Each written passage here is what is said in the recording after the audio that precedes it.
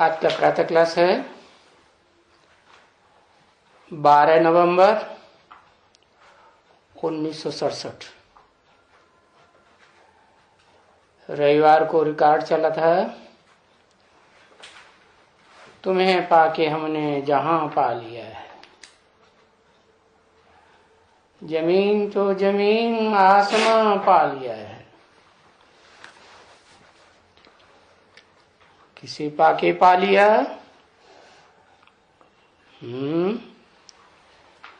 वो तथाकथित ब्रह्मा कुमार कुमारियां क्या कहेंगी? किसे पाके पा लिया? या ऊपर को पा लिया? वो ऊपर पाने में आता है। कैसे पाने में आता है वो? है? वो कैसे प्राप्त किया जाता है? हाँ, कहेंगे ब्रह्मा बाबा, दादा लेखराज ब्रह्मा के तन में सुप्रीम सोल ज्योति बिंदु आया है तो हमने जाना। सुप्रीम सोल ज्योति बिंदु बाप कहते हैं ब्रह्मा के मुख से, दादा लेखराज के मुख से कि मेरे तो दो तरह के रथ हैं। मैं मुकर्रर रथ में मुकर्रर रूप से आता हूं और बाकी वो मुकर्रर रथ के अलावा साक्षात अगर देखना है तो थोड़े समय के लिए या ज्यादा समय के लिए नंबरवार और भी ब्रह्मा के मुखों में आता हूं, क्योंकि शास्त्रों में यादगार तो बनी हुई है ना। क्या ब्रह्मा को 4 मुख दिखाते हैं, 5 मुख दिखाते हैं। 4 मुख तो सदा ही दिखाते हैं। क्या मतलब हुआ कि ब्रह्मा द्वारा जो सृष्टि रची जाती है, ये जो संसार रचा जाता है, चाहे स्वर्गीय सृष्टि हो या नरक की सृष्टि हो, जो ब्रह्मा द्वारा रची जाती है उसमें जितने भी पार्टधारी आत्माएं हैं वो सब मूल रूप में ज्ञान किसका लेते हैं? कहां से लेते हैं? कहां से लेते हैं? अरे लिखो भाई, बताओ किससे लेते हैं? प्रैक्टिकल में किससे लेते हैं?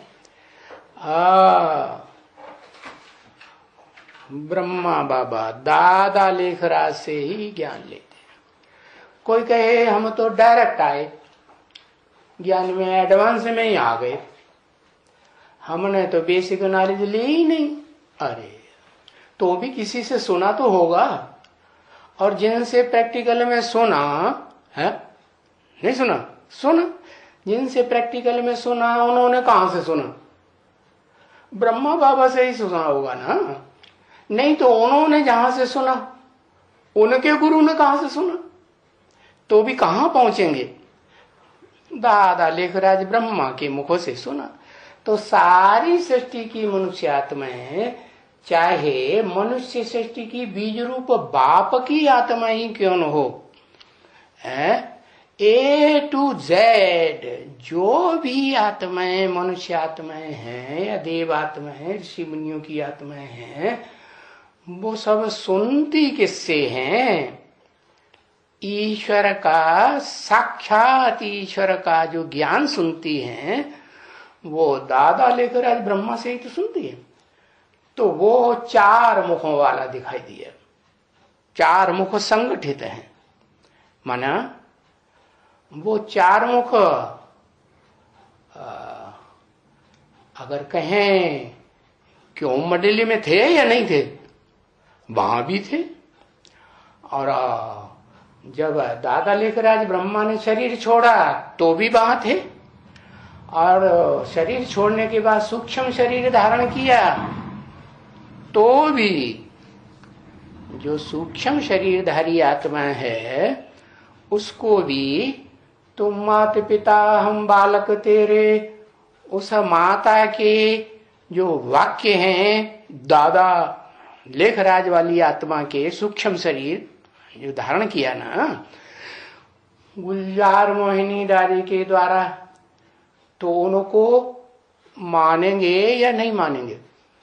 मानना ही पड़ेगा, क्योंकि बाप तो इस सृष्टि पर आते ही हैं। क्या किसके लिए? सारी मनुष्य सृष्टि की आत्माओं का कल्याण के लिए आते हैं या सिर्फ एक का कल्याण के लिए आते हैं? सारी मनुष्य सृष्टि की आत्माओं के लिए कल्याण के लिए आते हैं। लेकिन यहां तो बात है तुम्हें पाके हमने जहां पा लिया है। ये गीत तो फिल्मी गीतकारों ने गाया है बंबई में, लेकिन लागू किसके ऊपर होता है? कोई है या नहीं है? जो कहे हमने जहां पा लिया है, हमने माने शिव ने भी जहां पा लिया। शिव कहां जहां पाता है? अभी संगम युग में कह दें शिव बाबा ने पा लिया है, तो शिव बाबा जिसको हम कहते हैं वो तो आत्मा तो शिव की है ना, न कि जो बाबा टाइटलधारी है उसकी आत्मा है। वो जहां पाती है, वो जहां को पाने के लिए थोड़े ही आती है। वो तो सारी जहां की जो भी प्राणी मात्र की आत्माएं हैं उनको सुख मिले, चाहे स्वर्ग की दुनिया में मिले और चाहे जब वो आत्माएं आत्मलोक से उतरती हैं इस सृष्टि पर पार्ट बजाने के लिए, तो पहली बार उन्हें सुख मिलेगा या नहीं मिलेगा? हाँ, सुख ही मिलेगा। सभी आत्माओं को पहले जन्म में तो सुख ही मिलता है। तो वो तो इसीलिए आया है इस संसार में, क्या कि सब मेरे जो भी आत्मा रूपी बच्चे हैं, ज्योति बिंदु बिंदु बिंदु बिंदु को तो चाहे जितना छोटा सूक्ष्म बना दो, है तो वो आत्मा निराकार कही जाती है, जो आंखों से देखने में नहीं आती है। वो सभी आत्माएं प्राणी मात्र की इस सृष्टि पर किस लिए आती हैं? सुख लेने के लिए आती हैं। हाँ, तो वो सुख देने के लिए इस सृष्टि को बनाने के लिए, ज्ञान देने के लिए आता है। अकूट ज्ञान का भंडारी वो ही एक है आत्मा, सुप्रीम सोल, जो कभी भी ज्ञान माने जानकारी सृष्टि की सच्ची क्या है उसको भूलती नहीं। क्यों नहीं भूलती? क्योंकि वो जन्म मरण के चक्र में, शरीर में, अटैचमेंट में कभी आती नहीं।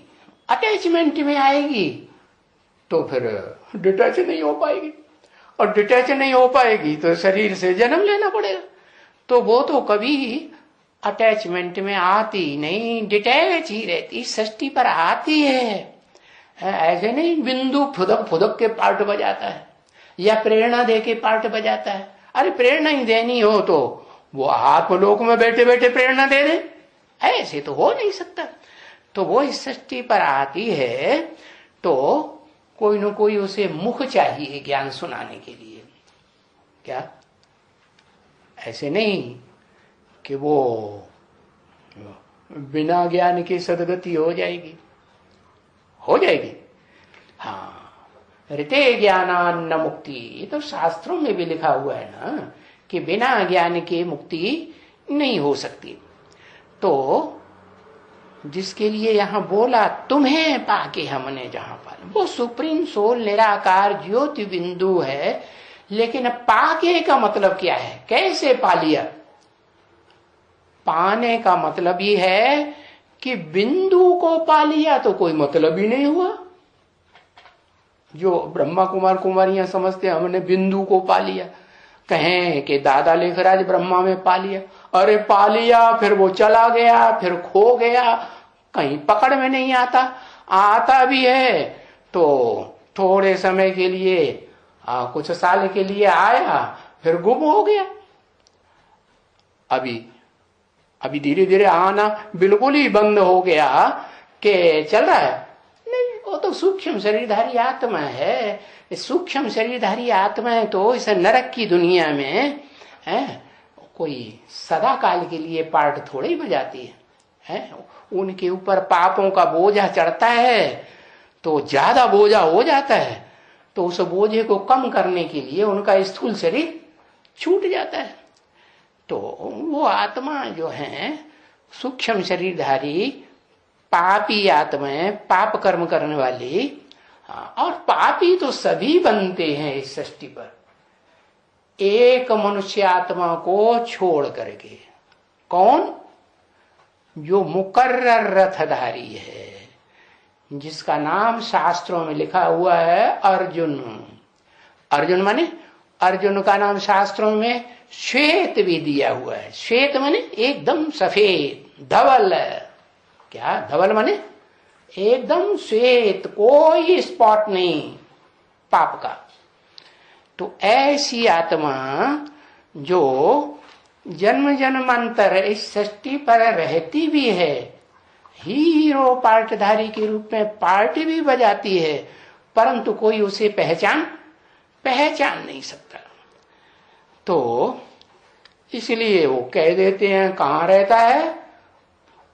वहां रहता, बहुत ऊंचे पहाड़ पर रहता है, किसी को मिलता नहीं। कोई ऋषि मुनियों को मिलता होगा तो साधु सन्यासी कैलाश पर्वत पर अपने भक्तों के साथ चले जाते हैं। क्योंकि ऐसे तो जा नहीं सकते, पैसा तो चाहिए वहां जाने के लिए, तो भक्तों का सहारा लेते हैं, चले जाते हैं।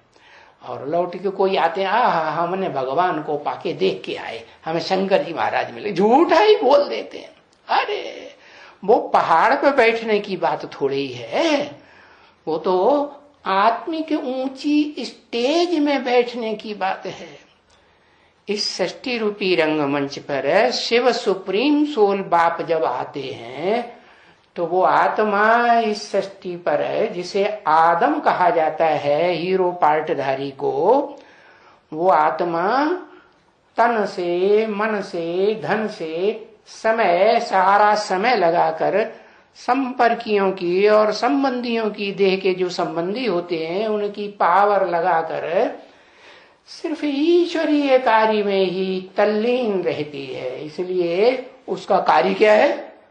उसका कार्य है इस सृष्टि पर आकर के जो अखूट ज्ञान का भंडार है वो सारी मनुष्य आत्माओं को वितरित करना। उसमें भी जो मूल बात है वो है तुम ज्योति बिंदु आत्मा हो, तुम शरीर नहीं हो। तो वो सुप्रीम सोल जो इस सृष्टि पर आता है और मुकर्रर रथ भी धारण करता है सदा काल के लिए, जब तक इस सृष्टि पर उसे पार्ट बजाना है। कब तक पार्ट बजाना है? तब तक पार्ट बजाना है जब तक सत्य सनातन देवी देवता धर्म की पूरी स्थापना न हो जाए। तो कोई के द्वारा ही होगी, धर्म पिता ही चाहिए। धर्म की धारणाओं की धारणा करने वाला पिता चाहिए या नहीं चाहिए? या सिर्फ माता से कम चल जाएगा? नहीं, पिता चाहिए। जितने भी धर्म पिताएं आए इस सृष्टि पर, पिता के रूप में आए ना, कि कोई माता के रूप में भी आया कि क्रिश्चियन धर्म, कि इस्लाम धर्म, कि मुस्लिम धर्म, कि सिख धर्म स्थापन करने के लिए माता के रूप में आया हूं? आया नहीं? आया ना। माने पुरुष चोले में ही आता है, क्या? पिता के रूप में। परंतु बताया है, वो आकर के बताए देता है साफ कि जितने भी पिता रूपधारी हैं या पिता बनने वाले हैं वो सब पुरुष हैं, दुर्योधन दुशासन। इसलिए उसे क्या चाहिए? उसे चाहिए धारणा शक्ति वाली, जो शिव की जो शक्ति है उस शक्ति को जीवन में, प्रैक्टिकल जीवन में धारण कर सके। तो वो तो कन्याएं माताएं हैं, जो बाप बनने वाले पुरुष चोले में जो शक्ति होती है, चलो स्थूल शक्ति ही होती है वीर की, तो धारण करती है ना। कि कोई पुरुष धारण कर सकता है? पुरुष धारण करके बच्चा पैदा कर सकता है? अरे ऐसी तो बातें हो ही नहीं सकती। तो वो धरणी रूपी माता जो है वो चाहिए उसे। अब वो आता है पुरुष तन में, उस पुरुष तन में जो उस मनुष्य सृष्टि का बड़े ते बड़ा बाप के रूप में पार्ट बजाने वाला हीरो पार्टधारी कि हीरोइन पार्टधारी, हीरो पार्टधारी तो जरूर पुरुष होगा। तो ये गीत जो है उसी आत्मा के लिए उन गीतकारों ने भाव भंगिमा में भर के गाया। क्या? तुम्हें पाके हमने जहां पा लिया है। जहान माने सारा विश्व, सारी दुनिया पाली। कैसे पाली है? गाते रहते हैं या सिर्फ अनुभव करते हैं कि पाली है? क्या करते हैं? पाली पाली और अभी भी पाली, या अनुभव प्रैक्टिकल में हो रहा है कि नहीं भी पाली, तो ये निश्चित है कि इस षष्ठी रूपी रंगमंच पर वही आत्मा अनुभव करती है कि मैं ही पाने वाली अधिकारी हूं उस सुप्रीम सोल बाप से। कौन सा वर्षा? वो वर्षा जो निराकारी आत्मा को निराकारी वर्षा चाहिए। क्या चाहिए? निराकारी वर्षा क्या? अकूट ज्ञान का भंडार चाहिए। तो ये जो गाया है गीत में, तुम्हें पाके हमने जहां पा, लेकिन हमने तो एक को नहीं कहा जाता, हमने तो दो को कहा जाएगा कि एक को कहा जाएगा। अगर कहें मैंने तो ठीक भी है, यहां तो हमने बोला गया ना। तो हमने का क्या मतलब हुआ? हमने का मतलब ये हुआ कि वो पिता जो है अकेले इस सृष्टि का सुख नहीं भोग सकता। वो पिता के रूप में पार्ट बजाने वाली हीरो आत्मा, हीरो को भी क्या चाहिए? हीरोइन तो जरूर चाहिए। क्या? इस सृष्टि की जो भी सुख भोगने वाली आत्माएं हैं, प्राणी मात्र की आत्माएं, वो अकेले सुख भोगती हैं। अकेला शरीर धारण कर लें, है? चाहे देवता का, चाहे ऋषि मुनि मनुष्यों का, चाहे राक्षसों का, और चाहे पशु पक्षियों का, चाहे है कीड़े मकोड़ों का, वो अकेले सुख भोग लेंगी? है? अकेले सुख नहीं भोग सकते। तो प्रैक्टिकल में इस सृष्टि में रह करके अगर सुख भोगना है तो अकेली एक आत्मा अपना अकेले तन के द्वारा सुख भोग सकती है, या उसे कोई दूसरा है एंटी सेक्स वाला शरीर भी चाहिए या नहीं चाहिए? चाहिए। तो वो है मेल और फीमेल। ये सृष्टि ही मेल फीमेल के द्वारा चलती है। तो परंपरा किसने डाली? ये परंपरा भी शिव सुप्रीम सोल आके डालते हैं। कहते हैं कि इस सृष्टि रूपी रंगमंच पर अगर कोई परम पुरुष कहा जाए, क्या क्या कहा जाए? परम पुरुष। पुरु माने शरीर, श माने सदा शांति में, सदा आनंद में शयन करने वाली आत्मा। तो कौन है? सदा। अरे सदा शब्द तो शिव के साथ लगाया जाता है कि शंकर के साथ लगाया जाता है, कि नारायण या लक्ष्मी के साथ लगाया जाता है, कि विष्णु के साथ लगाया जाता है? नहीं।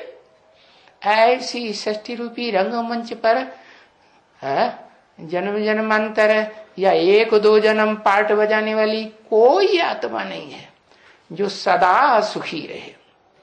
तो वो तो एक ही सुप्रीम सोल है। सोल माने आत्मा ज्योति बिंदु निराकार, जो चाहे आत्मलोक में रहे और चाहे इस सृष्टि पर आकर के पतित दुनिया में आके पतित चोले में पार्ट बजाए तो भी क्या वो कैसी स्टेज में रहेगी? शांत की स्टेज में रहेगी या दुखी रहेगी?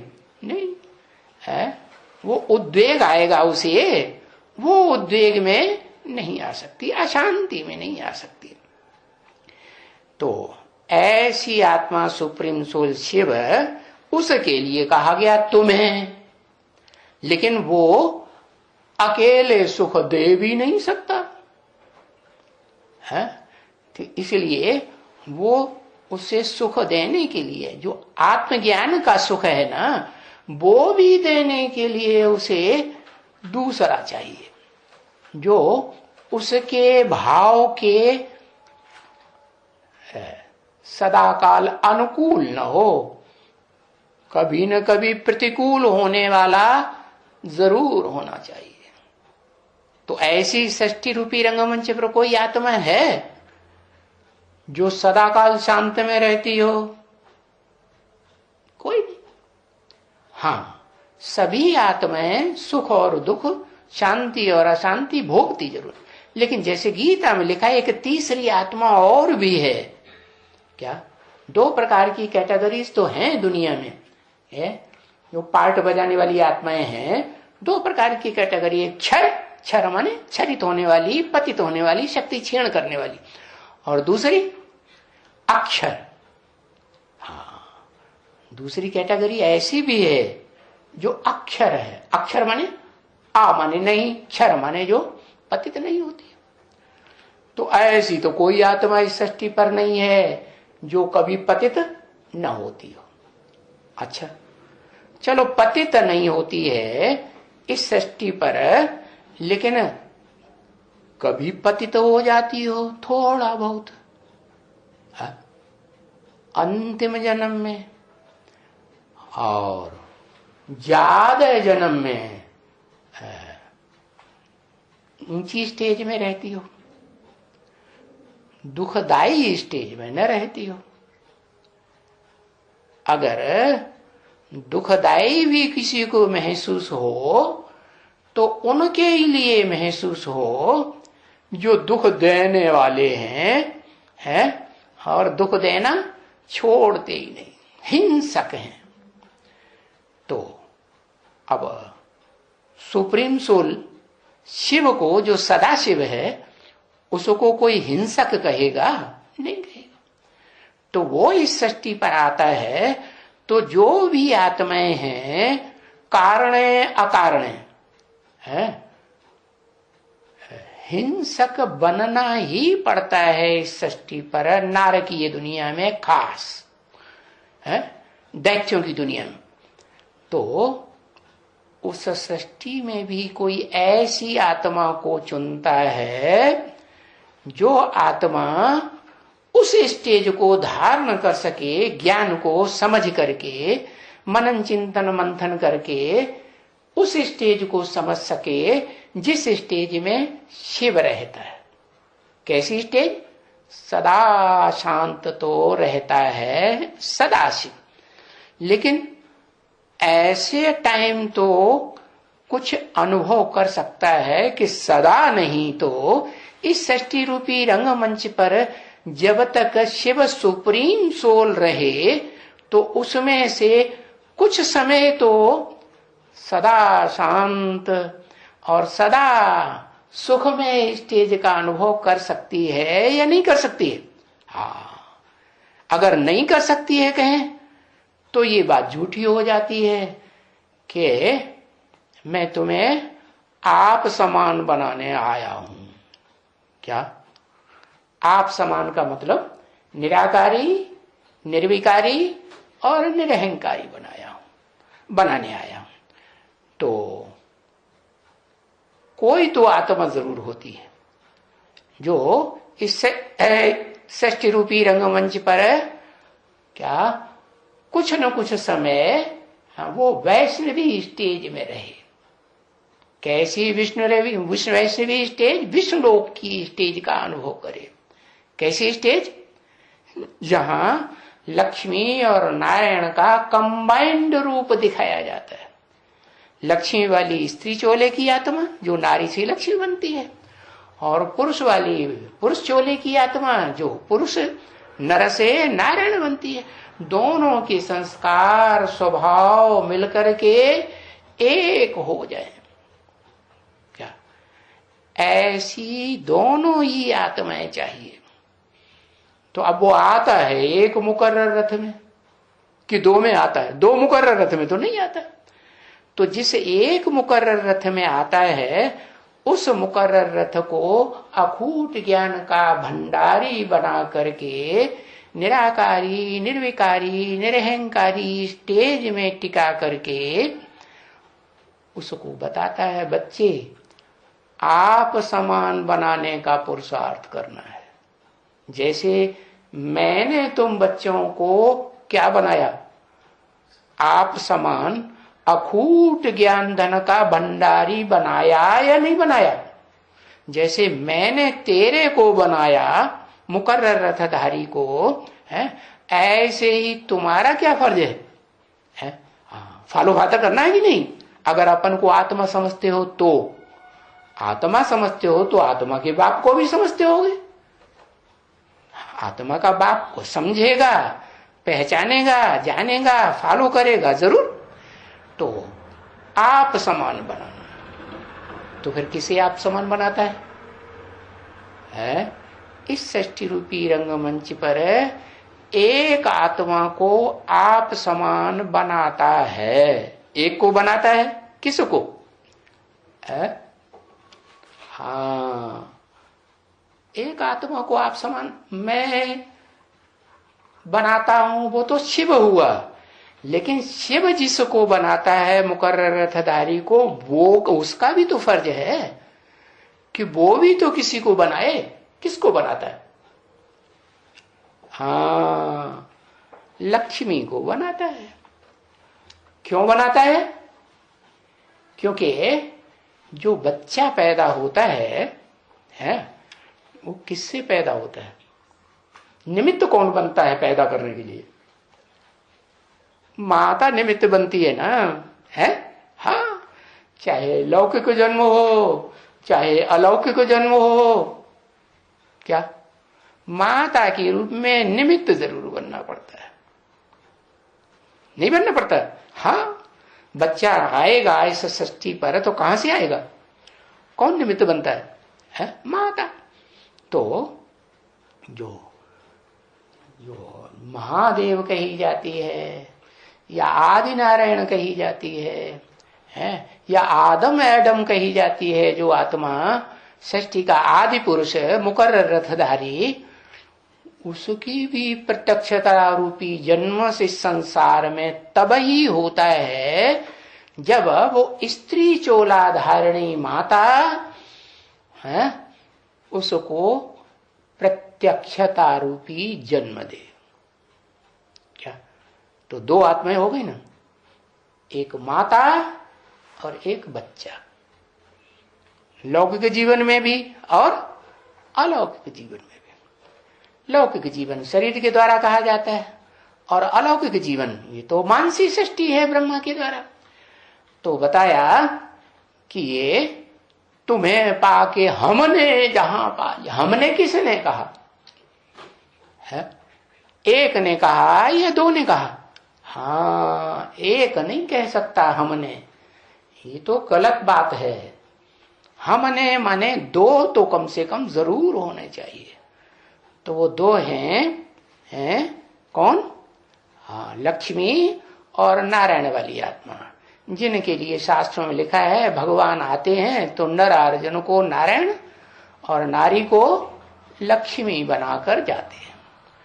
तो अब लक्ष्मी नारायण तो सतयुग में कोई एक थोड़े ही हुआ होगा, है? ऐसे तो नहीं कि वहां एक पीढ़ी ही चलती है देवताओं की, नहीं, वहां भी अनेक पीढ़ियां होती हैं, अनेक जन्म होते हैं। तो जो पीढ़ी दर पीढ़ी गिरावट होगी या सब 16 कला संपूर्ण बच्चे पैदा होते रहेंगे? नहीं, जो भी पीढ़ी आएगी कम कलाओं वाली जन्म लेती जाती है। तो बताया कि वहां सतयुग में भी 8 पीढ़ियां होती हैं, 8 जन्म होते हैं, 8 नारायण जन्म लेते हैं, जो शास्त्रों में लिख दिया है। क्या है? कृष्ण भगवान के लिए। क्या वो 16 कला संपूर्ण कृष्ण है ना, जो मंदिरों में बच्चे के रूप में दिखाया जाता है, बच्चा बुद्धि समझाने के लिए। हाँ, उस बच्चे के लिए लिख दिया है। लिखने वाला वही होगा, अपने अपने शास्त्रों में अपनी अपनी बड़ाई, हाँ, अपनी अपनी बड़ाई लिख दी है। तो 16 कला संपूर्ण ने अपनी बड़ाई करने के लिए हाँ अपना शास्त्र बनाई दिया, हाँ, वो शास्त्र बनाई दिया। तो उन्होंने क्या लिखा उस शास्त्र में है? हाँ, कृष्ण भगवान कौन है? गीता का भगवान। गीता किसने सुनाई?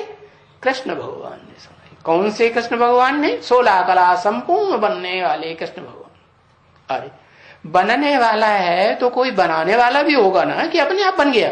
नहीं, तो बनाने वाले को भूल गए और बनने वाले ने अपने ऊपर टाइटल रख दिया, शिवो मैं ही भगवान हूं, मेरी आत्मा सो ही परमात्मा। इस षष्ठी रूपी रंगमंच पर परम पार्टधारी परमात्मा मैं हूं।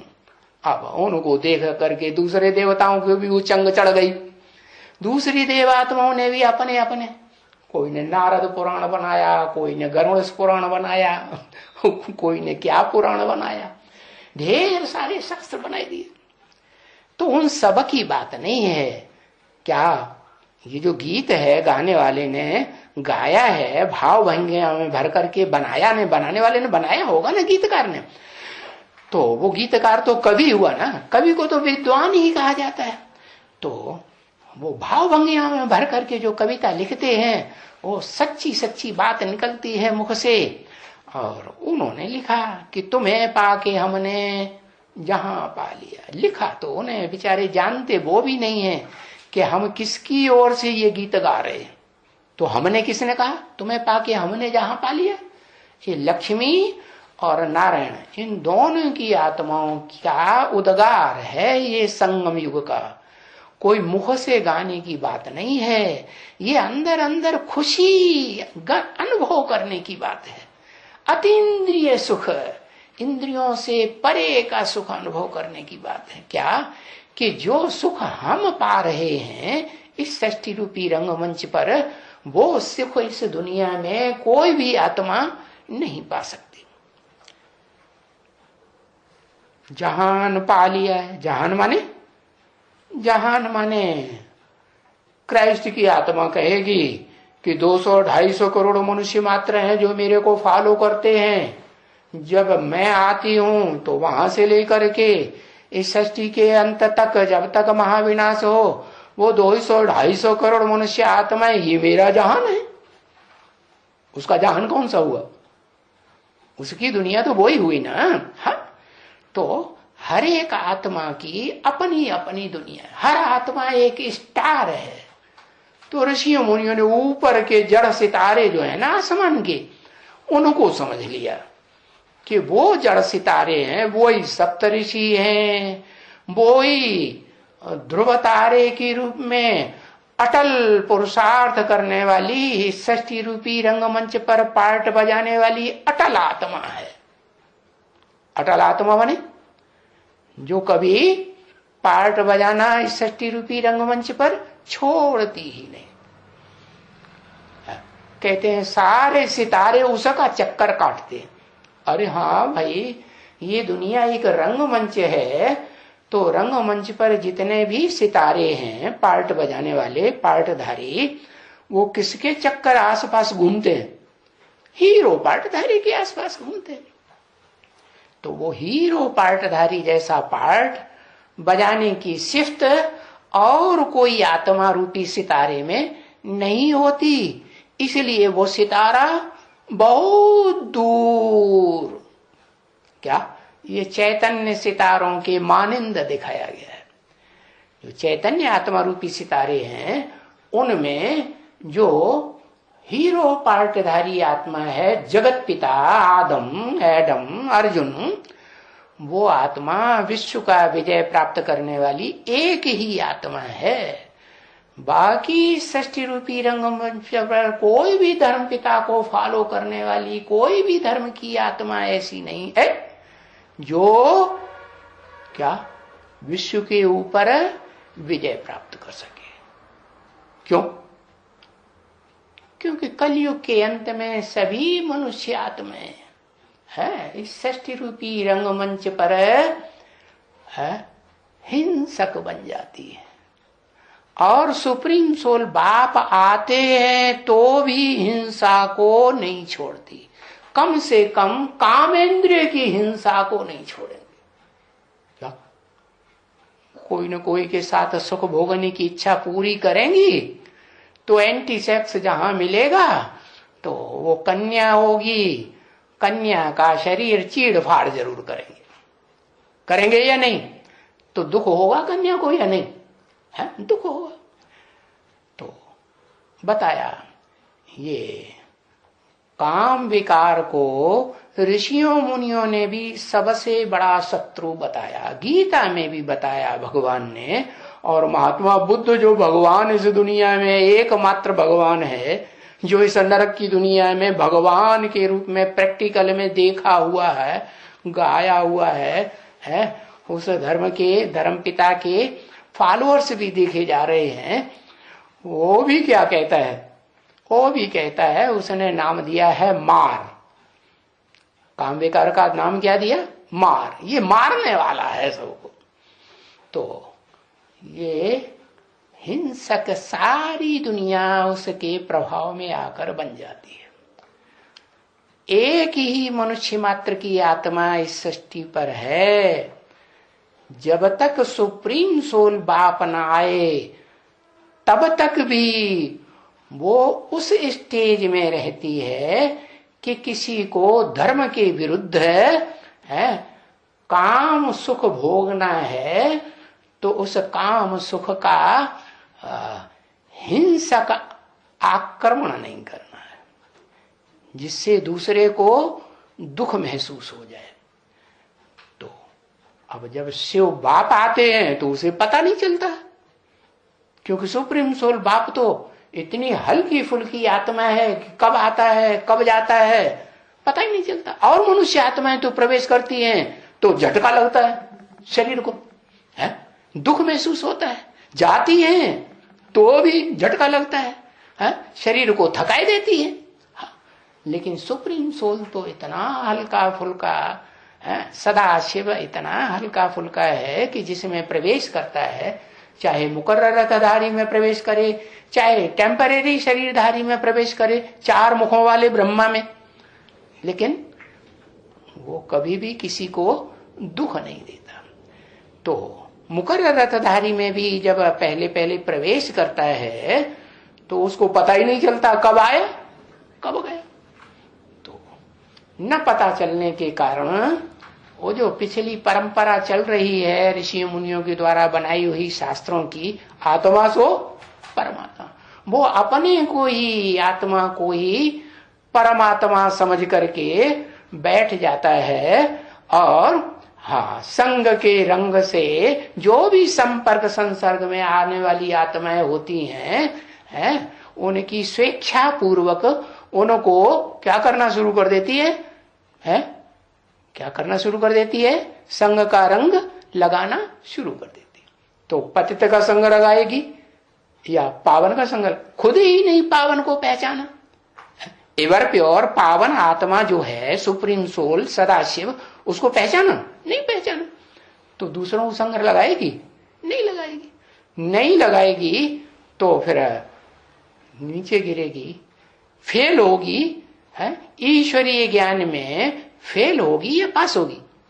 उस मुकर्रर रथधारी के द्वारा भले सुप्रीम सोल आकर के गीता ज्ञान ही सुनाते हैं, क्या गीता के जो श्लोक हैं उन श्लोकों का ही सही अर्थ बताते हैं। ओम मंडली में पहले गीता की व्याख्या दी जाती थी, जो व्याख्या जो विधर्मी आत्माएं हैं ना, ब्राह्मण, कम कुरियों वाले, नीची कुरी वाले ब्राह्मण, उन्होंने क्या किया, उसे क्लैरिफिकेशन किए, जो पत्ते थे उनको जमीन में गाड़ दिया, शूटिंग कर दी। मुसलमान क्या शूटिंग करते हैं, क्या शूटिंग करते हैं? भारत के शास्त्रों को बाड़ों में भून दिया, भारत के शास्त्रों को फाड़ फाड़ के जमीन, वो नदी में फेंक दिया, जमीन में गाड़ दिया। तो वो तो शूटिंग पीरियड में भी वही शूटिंग करेंगे ना, तो उन्होंने वही शूटिंग कर दी, रिहर्सल कर दी अपनी आत्मा में। ऐसा संस्कार रिहर्सल के पीरियड में ही धारण कर लिया। अब जैसा रिहर्सल के टाइम पर उन्होंने पार्ट बजाया है, वैसा ही फिर वो ब्रॉड रंग, जो रंगमंच रूपी ड्रामा है ना 5000 साल का, उसमें भी वही पार्ट बजाएंगी या दूसरा पार्ट बजाएंगी, वही पार्ट बजाते। तो मूल बात यहाँ गीता में यही समझाई गई क्या, कि दो ही आत्माएं हैं जो ये अनुभव कर पाती हैं, एक लक्ष्मी, आदि लक्ष्मी, और एक आदि नारायण। बाकी बाद वाले जो नारायण है वो तो कम कलाओं वाले होते हैं, उन्हें तो संपूर्ण देवता कहा भी नहीं जा सकता। तो तुम्हें पाके हमने जहान माने 500-700 करोड़ मनुष्य की सृष्टि में हर मनुष्य आत्मा के दिल के ऊपर कंट्रोल करने की शिफ्ट प्राप्त कर ली या नहीं कर ली? कर ली। और फिर आगे बोला, जमीन तो जमीन आसमां पा लिया है। अरे जमीन, स्थूल जमीन को पाके क्या करेंगे? अरे स्थूल जमीन पाने की बात नहीं है, ये तो दुनिया में जड़ चीजें दिखाई गई हैं, जो प्रैक्टिकल सृष्टि है उसको समझाने के लिए। क्या कि पृथ्वी भी है, सागर भी है, नदियां भी हैं, पहाड़ भी हैं, झीलें भी हैं, सरोवर भी हैं, छोटे बड़े पोखरे भी हैं, और सितारे भी हैं, उनमें नक्षत्र भी हैं, टिमटिमाने वाले, अपने प्रकाश से टिमटिमाने वाले नक्षत्र हैं ना, हाँ, और वो ऐसे सितारे भी हैं जो स्थिर रहते हैं, अपनी रोशनी से नहीं, अपनी रोशनी से नहीं टिमटिमा, वो प्रकाश देते हैं। जैसे चंद्रमा टिमटिमाता है, ऐसे ऐसे टिमटिमाता है नहीं, ऐसे सितारे हैं। और सूर्य भी है, तो सूर्य भी है, और पृथ्वी के सबसे नजदीक चंद्रमा भी है। तो देखो, पृथ्वी माता हुई ना, पृथ्वी माता है और चंद्रमा उसका बच्चा है। क्या? हाँ, तो ये वो जो चंद्रमा बच्चा है, वो बच्चा कभी माता की गोद में भी तो रहता है। हाँ, तो माता की गोद में वो माता अनुभव करती है उस बच्चे को। कैसे अनुभव करती है? पेट में अनुभव नहीं करती। अरे पेट में भी तो अनुभव करती होगी। आत्मा प्रवेश करती है, जब निर्जीव पिंड तैयार हो जाता है, शरीर में तैयार होता है ना, पेट में, गर्भ में, तो उसमें सोल प्रवेश करती है। तो माता को अनुभव होता है, चुर कुछ गुड़गुड़ कुछ न कुछ होती है, हाँ, तो माता अनुभव करती है। तो ऐसे ही इस सृष्टि रूपी रंगमंच की जो बेहद की माता है, क्या जगत पिता है, तो जगत माता भी होगी कि नहीं? नहीं होगी। हाँ, वो जगत माता ये अनुभव करती है क्या, कि जमीन की तो बात छोड़ दो, ये धरणी रूपी माता की तो बात छोड़ दो। कौन? जिसको दिखाया जाता है कामधेनु गाय के रूप में। क्या? कामधेनु माने सभी कामनाओं की पूर्ति करने वाली गाय, सीधी साधी, इस नरक की दुनिया का सारा दुख अपने सर के ऊपर ले लेती है, खुद अनुभव करती है, और बच्चों को सुख देने के प्रयास में रहती है। ऐसी माता। शास्त्रों में भी लिखा हुआ, भगवान किसके लिए आते हैं? माता के लिए खास आते हैं। माताओं को बहुत दुख मिलता है। क्या जब भगवान आने का टाइम होता है तो इस षष्ठी रूपी रंगमंच पर माता चोलाधारी या माताएं जो हैं, स्त्री चोला, बहुत दुखी हो जाता है। तो सुप्रीम सोल आते हैं, वो माता का दुख हरने के लिए आते हैं। और माता जो है, जो धरणी है, वो जड़ है, जड़ है या प्रकाशित है? जड़ है ना, जड़त्व में ही है। और उस पृथ्वी पर पांचों तत्व मौजूद हैं या नहीं? पृथ्वी, जल, वायु, अग्नि, आकाश, सब उस पृथ्वी पर मौजूद है। तो वो धरणी माता जो गाय दिखाई जाती है, कामधेनु, उसमें मस्तक में तीन मूर्तियां ब्रह्मा विष्णु शंकर दिखाए जाते हैं, और सारे शरीर में देवताएं भी, सब कुछ दिखाया जाता है। तो ऐसे ही है वो धरणी रूपी माता। चैतन्य में उसको पालिया या नहीं पालिया? पहले जड़ धरणी के ऊपर राज्य करेगी लक्ष्मी, आदि लक्ष्मी, या पहले जो चैतन्य कामधेनु गैया है या धरणी माता है, पृथ्वी माता है, पृथिव्याति, क्या पृथिव्याति मानी चौड़ी होती जाती है। स्वर्ग में तो छोटी होती है, सतयुग त्रेता में कहाँ होती है? सिर्फ भारत में छोटा रूप होता है या बड़ा रूप होता है? हाँ, फिर जब ये द्वैतवादी हैं, दो दो धर्म, दो दो राज्य, दो दो भाषाएं, दो दो कुल, दो दो मतें फैलाने वाले धर्म पिताएं आते हैं, तो उनके पीछे पीछे ढेर की ढेर आत्माएं उस षष्ठी रूपी रंगमंच पर उतरती हैं, और बहुत घमासान शुरू हो जाता है, नरक की दुनिया बनना शुरू हो जाता है। तो उन नरों के द्वारा, उन मनुष्यों के द्वारा जिनका मन चलायमान हो जाता है काम विकार के आधार पर, कंट्रोल ही नहीं कर पाते। क्या उस काम विकार का नाम दे दिया है शास्त्रों में, क्या? प्रद्युम्न। प्र माने प्रकृष्ट रूप से, द्युम्न माने द्योतित होने वाला। उसको कोई प्राणी मात्र उस काम विकार को रोक ही नहीं पाता। कोई रोक पाता है? कोई नहीं रोक पाता। तो बताया कि वो जो धरणी माता है, जमीन जिसे कहा जाता है, उस जमीन को वो आदि लक्ष्मी ने पहले चैतन्य रूप में पाया होगा, या बोलते चालते रूप में पाया होगा, या जड़ पृथ्वी को पाया होगा? जड़ पृथ्वी बाद में, पहले चैतन्य आत्मा जो है निमित्त है, जिसे कहते हैं पृथ्वी देवी, धरणी देवी कहते हैं ना, माता कहते हैं ना। हाँ, वो देवी के रूप में पार्ट बजाने वाली थी वो आत्मा कभी सतयुग त्रेता में। तो वो देवी वाली आत्मा पहले उसके सामने, किसके सामने? जो आदि लक्ष्मी का पार्ट बजाने वाली आत्मा है, उसके सामने झुक जाती है। माने इससे पहले झुकती है कि नहीं झुकती है, कि लड़ाई करती है? हाँ, वो गाया हुआ है तिरुपति मंदिर में आज भी। क्या कथा कहानियां बनाई हुई हैं? क्या तिरुपति में कहते हैं तिरुपति जी महाराज को दो स्त्रियां थी, दो भार्याएं थी।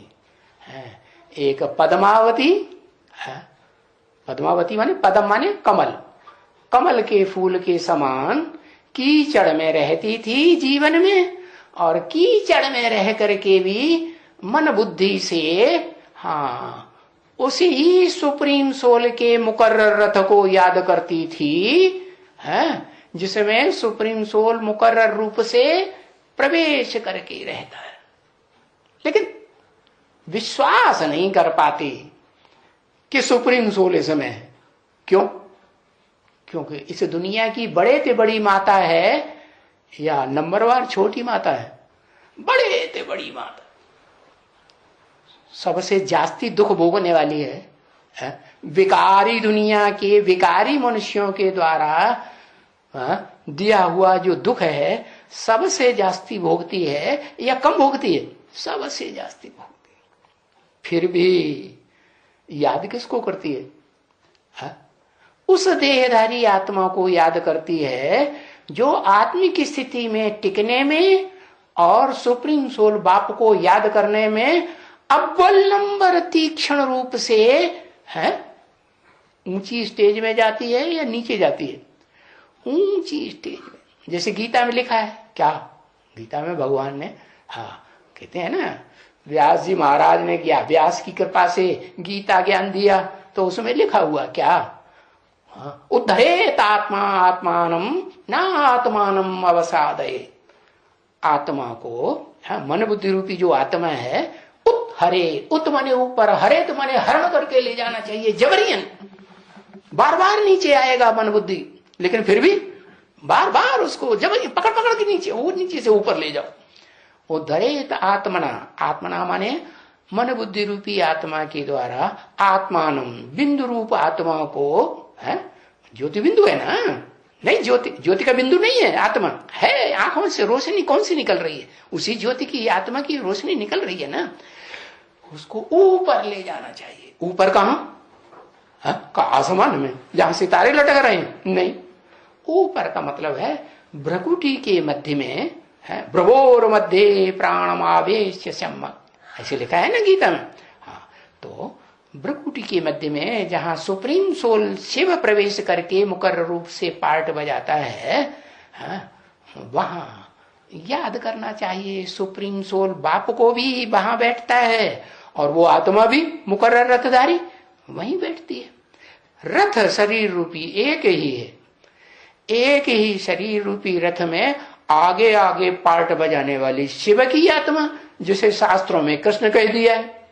कृष्ण को आगे बैठा दिया ना रथ में, और पीछे कौन बैठा है? पीछे अर्जुन बैठा है, तो उसको दिखाई दिया। तो ये रूपक बनाया हुआ है। जो कवियों की भाषा होती है ना, प्रतीकात्मक अलंकार से भरी पूरी भाषा होती है, सबके समझने की भाषा नहीं होती। और इस दुनिया में सबसे बड़े ते बड़ा कवि कौन है? सबसे बड़े ते बड़ा कवि तो सुप्रीम सोल शिव ही है। उससे बड़ा कवि, उससे बड़ा गीता का गीत ज्ञान का गाने वाला और कोई आत्मा है ही नहीं। तो वो बताता है कि इस गीत का सही अर्थ क्या है। क्या? जमीन तो जमीन आसमा पा लिया। अरे आसमा ऊंचा कि जमीन ऊंची? कौन ऊंचा है? आसमान ऊंचा और जमीन, जमीन तो नीचे। क्यों? क्योंकि जमीन के चारों ओर भी सागर बड़ा है कि नहीं? देखने में कौन आता है? सागर देखने में आता है ना, बड़ा बड़ा सागर भी देखने में आता है। जमीन की तो लंबाई चौड़ाई मनुष्यों ने नापी है, ये भी जान लिया कि हाँ गोल है। ऋषि मुनि ने नहीं जान लिया था। और सागर की गहराई को कोई ने जान पाया? नहीं जान पाया कि सागर कितना गहरा है। तो वो तो सागर का जो रूप है वो ज्ञान सागर, सुप्रीम सोल शिव जिसमें प्रवेश करते हैं वो ही ज्ञान सागर है। क्या? सागर में जल भरा होता है ना, तो है ज्ञान जल की बात। तो शिव सुप्रीम सोल आते हैं, अखूट ज्ञान का भंडार, तो उस सागर में अखूट ज्ञान जल भर देते हैं।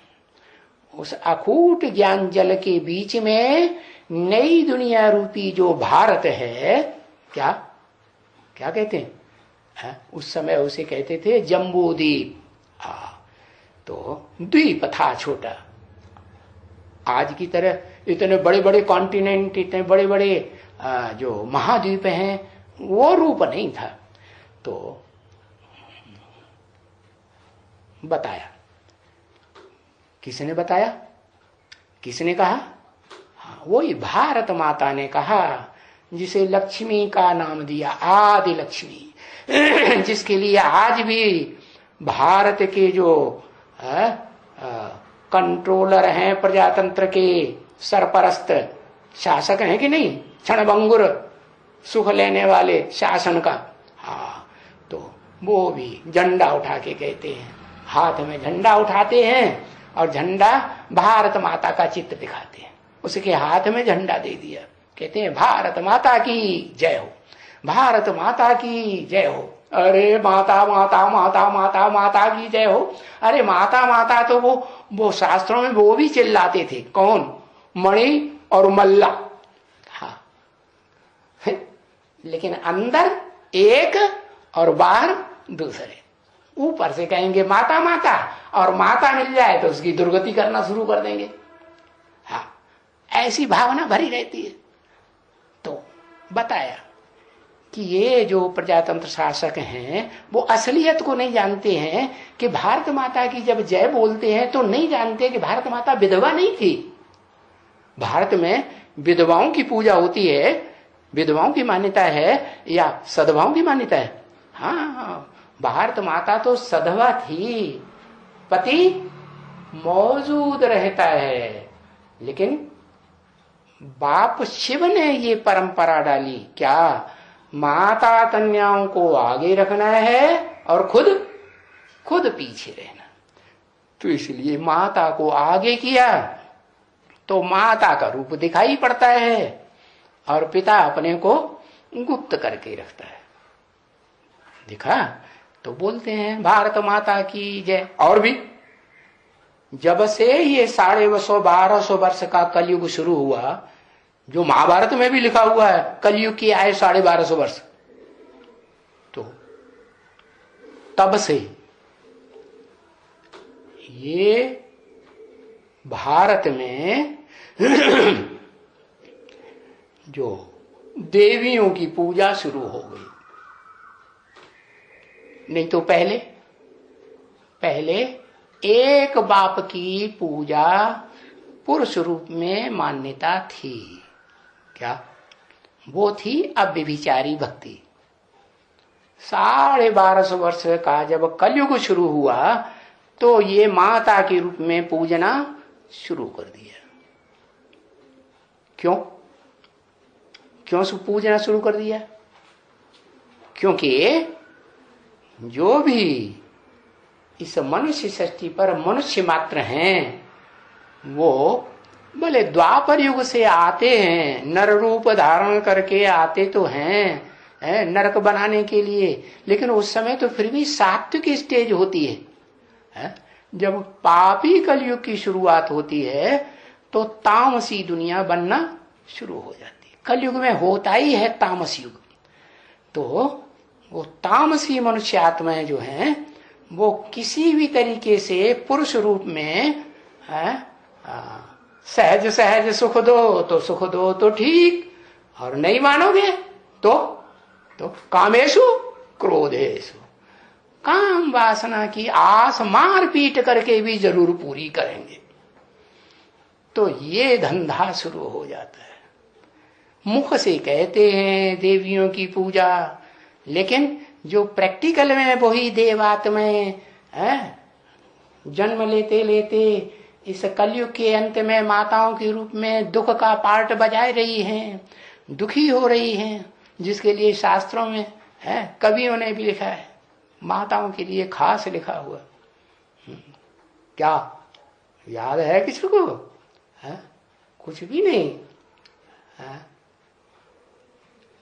अबला जीवन हाय तुम्हारी यही कहानी है, आंचल में है दूध और आंखों में पानी है।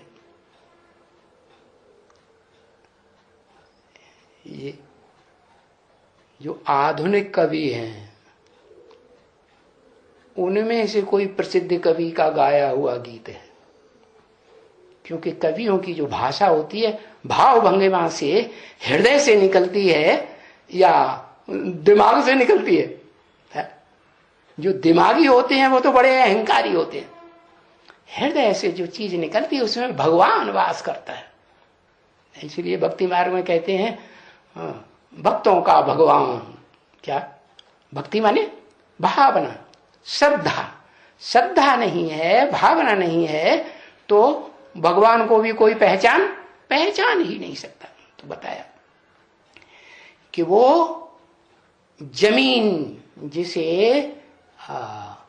पृथ्वी माता कहा गया, वो तो उस पृथ्वी माता का रूप है जो देह भान को छोड़ ही नहीं पाती। क्या अव्वल नंबर में कौन छोड़ती है? वो लक्ष्मी की आत्मा, जिसे पार्वती भी नाम दिया गया है, पार लगाने वाली। क्या वो?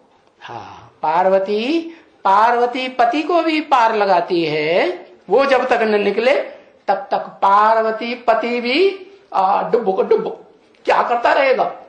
हाँ, कम से कम संकल्पों में इस विषय तरणी नदी का स्मरण थोड़ा बहुत जरूर करता रहे तो पार हुआ? पार तो नहीं हुआ। तो वो आती है तब ही पार लगता है। तो जब पुरुष पार लगता है तो पुरुष रूप में पार्ट बजाने वाली जो रुद्रमाला बीज रूप आत्माओं की माला दिखाई जाती है, उसमें जो माला में ऊपर के 2 मणके हैं, कौन? एक जगत पिता, एक जगत माता, धरणी माता। क्या? जगदम्बा, जगत की अम्बा। जगत पिता के साथ जगदम्बा होगी कि नहीं? होगी। तो वो जगदम्बा भी है पहचानती है। पहले नहीं पहचानती। पहले तो बस बच्चा ही बच्चा। अम्मा है ना फर्स्ट क्लास दुनिया की। अव्वल नंबर अम्मा है कि 2 नंबर की अम्मा? अव्वल नंबर अम्मा। हाँ, तो वो अव्वल नंबर अम्मा तो है। जब अव्वल नंबर अम्मा है तो भारत माता का चित्र क्यों दिखाते हैं? धरणी माता का चित्र दिखाना चाहिए, कामधेनु गैया का, जो इसे धरणी पर सब प्रकार की कामनाओं को पूर्ण करने वाली है। भारत माता का चित्र क्यों दिखाते हैं? इसलिए दिखाते हैं कि आत्मिक स्थिति में स्थित होने वाली जो आत्मा है वो तो वास्तव में कौन सी आत्मा है? वही लक्ष्मी की आत्मा है, जिसने आत्मिक स्थिति में स्थित होने वाली आत्मा को षष्ठी रूपी रंगमंच पर पहले बेसिक ज्ञान में जन्म दिया या नहीं दिया? तो वो बात वाणी में भी आई हुई है। क्या कि अहमदाबाद को क्या कहेंगे? अहमदाबाद को, सेंटर को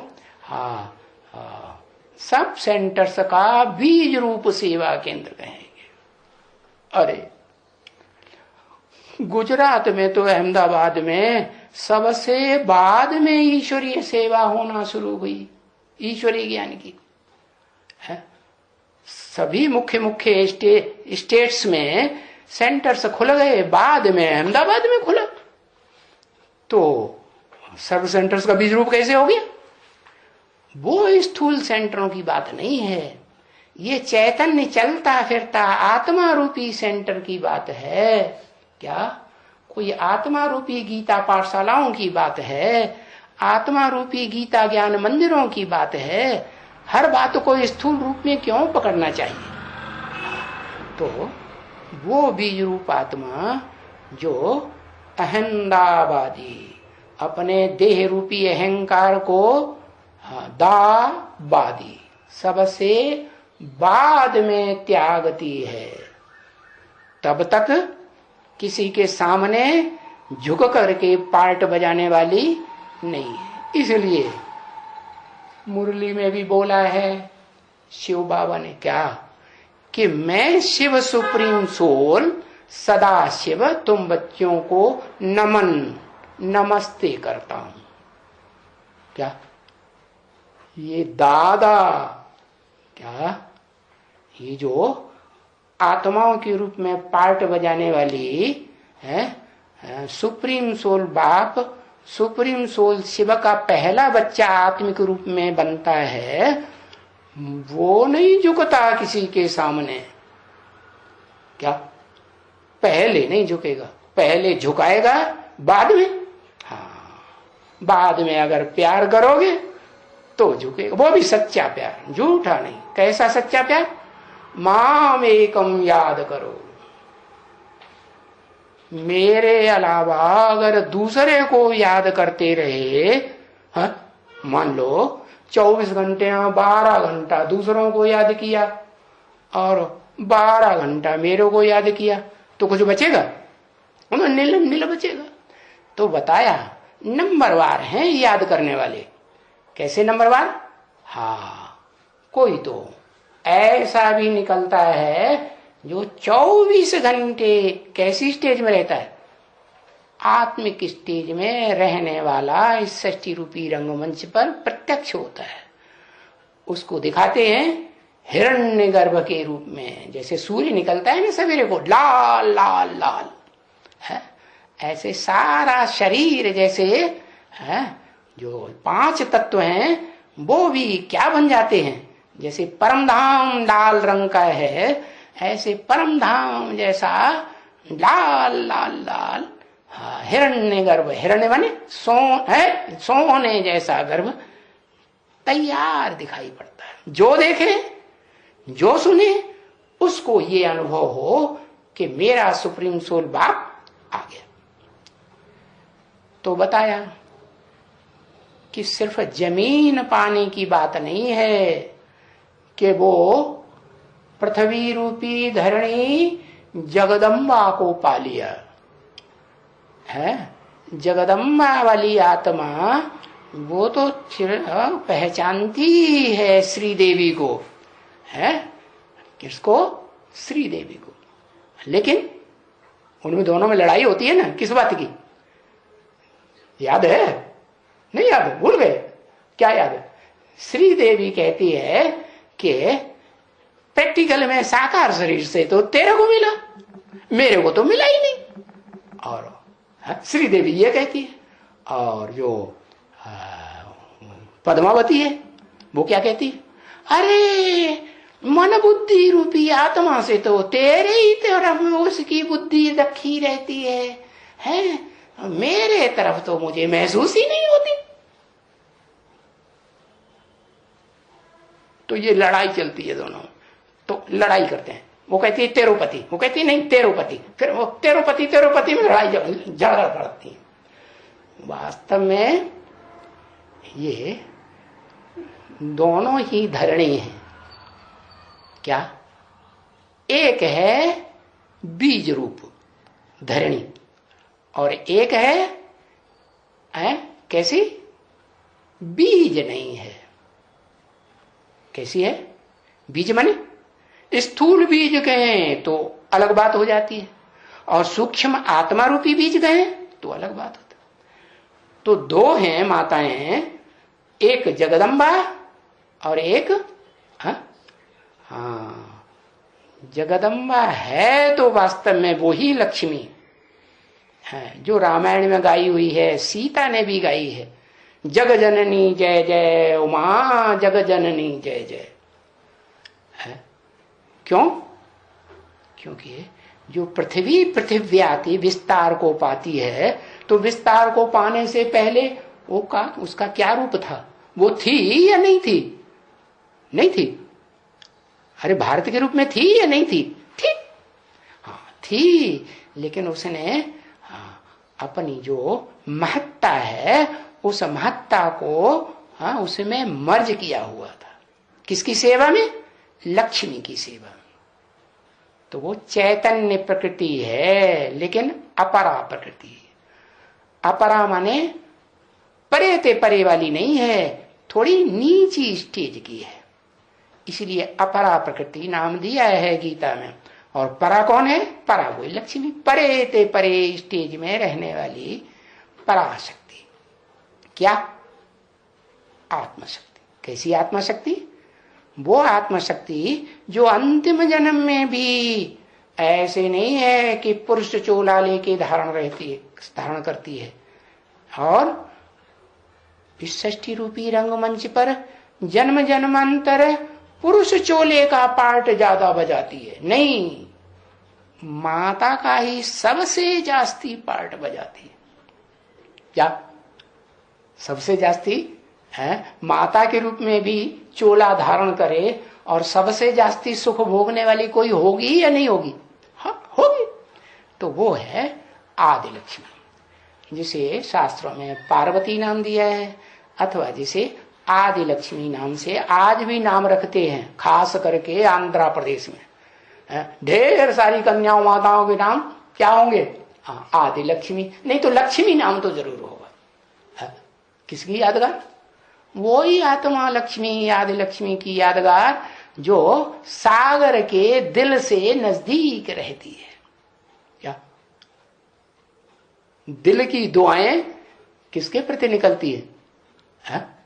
दिल की दुआएं उसी के प्रति निकलती हैं जो जिसके नजदीक सारा आंध्र प्रदेश स्टेट से भारत के जितने भी राज्य हैं उनमें सबसे जास्ती किनारा लंबा चौड़ा कौन से स्टेट का है? आंध्र प्रदेश का। सोच लो अच्छी तरह से, कोई हो तो बता दो। हाँ बताओ। काटो, काटने पर ही लगे हुए हो बैठे, तुम्हारा धंधा ही ये है। हाँ गुजरात, गुजरात का लंबा लंबा चौड़ा है तो छोटा गुजरात नाप करके कभी देखा है क्या? अनुमान से ही बता दिया। हाँ बताओ, दिखाओ उसका बॉर्डर, दिखाओ समंदर का बॉर्डर निकालो अपने, वो जिसका तुम्हें ज्यादा अनुमान है, क्या नाम क्या घमंड है मोबाइल का, निकालो निकाल लो। अरे ये भी ज्ञान है, चल रहा है। नहीं निकालेंगे? क्यों क्यों नहीं निकालेंगे? अरे भाई देखने में भी आ रहा है प्रत्यक्ष। आंध्रा का जितना लंबा चौड़ा बॉर्डर है, इतना लंबा चौड़ा बॉर्डर और किसी भी स्टेट का नहीं। स्टेट तो वो गुजरात इतना छोटा है? भले टेढ़ा मेढ़ा दिखाया गया है, उस हिसाब से कोई कहे कि बहुत लंबा चौड़ा है, लेकिन सागर की जो गहराई है ना, वो गहराई क्या गुजरात के पास होगी, जिसे कच्छ कहा जाता है? उथला सागर है या गहरा सागर है? अरे लिख के बताओ, कुछ पता नहीं चलता क्या बता रहे हैं? उसके नजदीक उथला सागर है या गहरा सागर है? उथला सागर है। वास्तव में जो गहराई है हिंद महासागर की, वो अरब महासागर की तो गहराई उतनी हो ही नहीं सकती। अरब महासागर माने इस्लामियों का सागर, या भारत की जो आत्माएं हैं, देव आत्माएं बनती हैं, जो बाद में अपन को हिंदू कहलाती हैं, उनका सागर? किनका सागर है? किनका सागर? हाँ कहेंगे इस्लामियों का सागर, अरब का सागर। रब माने नहीं, रब माने कोई रब होता ही नहीं प्रैक्टिकल में। अगर कोई रब इस दुनिया में होता है तो वो तो हम धर्म पिताएं ही हैं रब, इस दुनिया के बड़े से बड़े रब। हाँ और कोई नहीं हो सकता। तो वो अरब सागर है, वो उतना गहरा नहीं हो सकता।